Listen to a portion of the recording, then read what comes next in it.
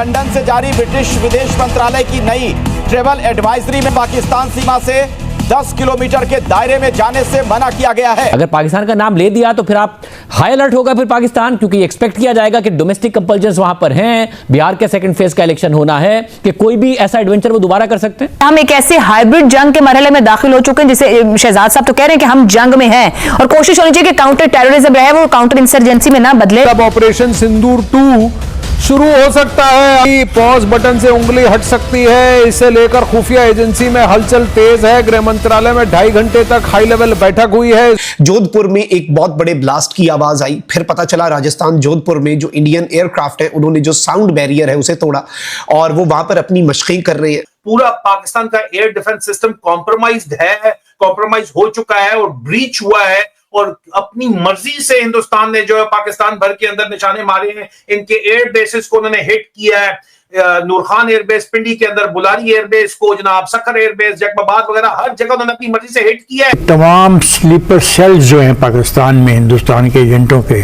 वो एक्टिव हो गए हैं और तीनों वाकयात को देखें आप। 20 सालों में लाखों लोग दहशतगर्दी में मारे गए और यहाँ अमन आना एक किस्म का ख्वाब बन गया और इनकी तरजीहात क्या हैं, ख्वाहिशात कि हम सऊदी अरब का जाके दिफा करेंगे। कैसे दिफा करेंगे? ये इसराइल के दिफा के लिए गजा में अमन फौज भेजने की तैयारी कर। ये सारे रोएंगे, ये सारे पीटेंगे, ये धाड़े मारा करेंगे, क्या हमें मजबूर किया गया। नमस्कार दोस्तों, अब हमारी भारतीय सरकार एक बड़ा और ठोस डिसीजन लेने जा रही है, जहां पर अब हमारे भारतीय सरकार के काफी सारे टॉप ऑफिशियल्स इस वक्त मीटिंग में मौजूद है, जिसमें कहा जा रहा है कि फिर एक बार ऑपरेशन सिंदूर 2.0 लॉन्च होने वाला है, जिसमें इस बार आर्मी टारगेट में रहेगी। और रिसेंटली डेवलपमेंट को देख करके दुनिया के काफी सारे देश परेशान हैं, क्योंकि उन्हें साफ दिखाई दे रहा है कि इस बार भारत पिछले बार से भी ज्यादा भीषण अटैक करने वाला है पाकिस्तान पर और पाकिस्तान को मजा छकाने वाला है। तो दोस्तों, इस पर अब यूके ने अपने नागरिकों के लिए एक एडवाइजरी जारी की है, जिसमें उन्होंने कहा है कि जितने भी यूके के लोग हैं पाकिस्तान में मौजूद है, वे जल्द से जल्द पाकिस्तान को छोड़ करके वापस आ जाए, क्योंकि पिछले बार की तरह इस बार एक बड़ा अटैक होने वाला है। और ये जो अटैक होगा, इसमें गलती से अगर किसी भी यूके सिटीजन को नुकसान ना पहुंच जाए। और दोस्तों, अब इस्लामाबाद और पूरी पाकिस्तान भर में हाई अलर्ट है और इसके साथ साथ ताकि भारत से बच सके। तो चलिए इसी पर आगे पाकिस्तानी मीडिया का रिएक्शन देखते हैं। तो जब तक वो नहीं पाकिस्तान का नाम ले रहे तब तक वो प्रेशर नहीं आ रहा। अगर पाकिस्तान का नाम ले दिया तो फिर आप हाई अलर्ट होगा फिर पाकिस्तान, क्योंकि एक्सपेक्ट किया जाएगा कि डोमेस्टिक कंपल्जन्स वहां पर हैं, बिहार के सेकंड फेज का इलेक्शन होना है, कि कोई भी ऐसा एडवेंचर वो दोबारा कर सकते हैं। मैं I won't rule that out. जो आप जो बात कर रहे हैं उसकी बिल्कुल बड़ी स्ट्राक पॉसिबिलिटी जो है हमारे सामने है कि वो कोई ना कोई बहाना, कोई ना कोई जो है इस किस्म का ड्रामा रचा के जो है दोबारा कोई एग्रेशन करने की कोशिश करें। हमने अपने गार्ड जो है पिछले 6 महीने में जब से ये एनकाउंटर हुआ है बुनियान महसूस वाला, उससे गार्ड्स हमने नीचे नहीं किए। We are on high alert के ऐसी कोई भी एडवेंचर या कोई इनिशिएटिव ले, मिलिट्री इनिशिएटिव इंडिया, तो हम उसको रिपेल कर सकें, उसको we can pay them back in the same coins. मतलब और जो डिप्लोमेटिकली जब पाकिस्तान कहता है कि जो कुछ हो रहा है अफगानिस्तान से, एक तो ज़ाहिर 2 ममालिक इन्वॉल्व हैं, तुर्की और कतर, मगर बहुत सारे दूसरे दोस्त ममालिक भी हैं, जिसमें मुत्तहिदा अरब अमारात है, सऊदी अरब है, इसके अलावा मगरबी ममालिक हैं। वहाँ पर पाकिस्तान मुकदमा अपना कम से कम लेके जाएगा जो कुछ हो रहा है, या फिर अगर भारत की तरफ से दिल्ली वाक़े के बाद कुछ होता है, क्योंकि पाकिस्तान ने पहलगाम के बाद एक अग्रेसिव डिप्लोमेटिक पुश था पाकिस्तान का, चाहे वो फॉरेन मीडिया में हो, मगरबी मीडिया में हो या वैसे हो।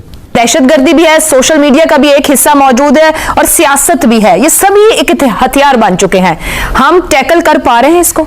नहीं टैकल कर पा रहे। क्यों नहीं कर पा रहे? ये तो सवाल है जो जवाब दें, जो उनकी जिम्मेदारी है। एक बात बहुत क्लियर है कि तमाम स्लीपर सेल्स जो हैं पाकिस्तान में हिंदुस्तान के एजेंटों के वो एक्टिव हो गए हैं और तीनों वाकयात को देखें आप। और अभी तक जो वाकया चल रहा है, आज एक मिनिस्टर साहब भी कहते हैं जिस तरह के मुज़ाकरात हुए उसके बाद था कि ये सब कुछ होगा, ये सूरत हाल बनेगी। मैंने भी उनके स्लीपर जो सेल थे वो एक्टिव हो गए ना, सिंपल सी बात है। अगर आप उनके बयान पढ़ें वो तो कहते हैं कि एक दिन की मारनी है पाकिस्तान, और उनके डिफेंस मिनिस्टर कह रहे हैं, उनके मिनिस्टर कह रहे हैं यस, उनका अगर नहीं ये पूरा मेरे पास इतना है मटीरियल में पढ़ना मेरे पास वक्त नहीं है, वो तो कह रहे हैं। ये तो हमें सोचना चाहिए ना हमने क्या करना है। एक जिम्मेदारी तो शहजाद साहब ने बताई है, बहुत अच्छी बात की है शहजाद साहब ने कि तमाम वो जराए जो हम इस्तेमाल कर सकते हैं इनको आइडेंटिफाई करने करें। दिल्ली के अंदर 8 लोग मारे जाते हैं तो पूरे मुल्क में ऐसा लगता है सन्नाटा है। उनका मीडिया सिर्फ इसी पे बात कर रहा है और पूरी हुकूमत इसी पे बात कर रही है। प्राइम मिनिस्टर से लेके नीचे तक सब इसके ऊपर जुड़े हुए हैं और वो उसको एक ऐसे वाकये के तौर पे ले रहे हैं जिसने पूरे इंडिया को हिलाकर रख दिया। 1.5 अरब का लगभग वो मुल्क होने वाला है और वहाँ पे 8 लोगों की मरने पे इतना वबीला मचता है धमाके के बाद। पाकिस्तान में हमारे कैपिटल के अंदर 12 लोग जो हैं वो जाँ बहक हो जाते हैं, शहीद हो जाते हैं और उसी रात वहाँ पे एक इशाया किया जाता है। इरफान सिद्दीकी साहब का इंतकाल हुआ, PMLN को कम से कम ये तो कहना चाहिए था कि इरफान सिद्दीकी साहब के लिए रुक जाइए, अभी हम सोग में, हमें 1 आधे दिन के बाद या 2 दिन के बाद ये कर लेंगे, लेकिन ऐसा नहीं हुआ। कुछ लोगों ने ये भी आवाज़ उठाई कि खैबर पख्तूनख्वा के वज़ीर आला ने कहीं क्रिकेट खेली है जाकर, उन्हें वो नहीं खेलनी चाहिए थी जब दहशतगर्दी हो रही थी। तो ये अब दूसरी तरफ से लोग ये बात कर रहे हैं। लेकिन आज का जो एक चरका है, बड़ी खबर तो वहाँ से आएगी कि खैबर पख्तूनख्वा की हुकूमत इन वाक़यात के बारे में क्या सोच रही है और वहाँ के जो स्टेक होल्डर्स हैं वो मिलकर क्या चीज़ें तय कर रहे हैं। नाज़रीन, 3 जगहों पे इस वक्त रेड अलर्ट है, हाई अलर्ट है। 3 ऐसे दारुल हुकूमत हैं, एक दिल्ली इंडिया का दारुल हुकूमत, एक इस्लामाबाद पाकिस्तान का दारुल हुकूमत और एक काबुल अफ़गानिस्तान का दारुल हुकूमत। खित्ते में एक बड़ी तनाव की कैफियत पैदा हो गई है, ख़ास तौर पे 2 हमलों के बाद। एक इंडिया में जो कार का हमला हुआ है जिसको वो ग्रेजुअली पाकिस्तान की तरफ आहिस्ता आहिस्ता मोड़ रहे हैं, वो उस हमले को उठा के कश्मीर तक तो पहुंच गए हैं, अब वहाँ से उन्होंने पाकिस्तान में इसका खुरा दाखिल करना है जो उनकी आदत है। दूसरा, पाकिस्तान के वज़ीर ख़ारजा ने इस्लामाबाद में होने वाले अटैक के ऊपर वज़ीर दिफा ने ख्वाजा आसिफ ने बराह रास्त अफ़गानिस्तान के ऊपर इल्ज़ाम लगा भी दिया है और उन्होंने कहा जी कि अफ़गानिस्तान ने पॉलिसी के तहत किया है, ये उनकी पॉलिसी है और इस तरह के धमाकों से वो दबाव बढ़ाते हैं। ये बड़ा संगीन इल्ज़ाम है जो अफ़गानिस्तान के ऊपर लग गया है। अब इन तीनों मुल्कों में जो दिखाई दे रहा है वो ये दिखाई दे रहा है कि एक तनाव पैदा हो गया है। देखिए, पाकिस्तान के अंदर जो दहशतगर्दी है उसको अफ़गानिस्तान की हुकूमत ने या उनके तालिबान ने नहीं रोकना।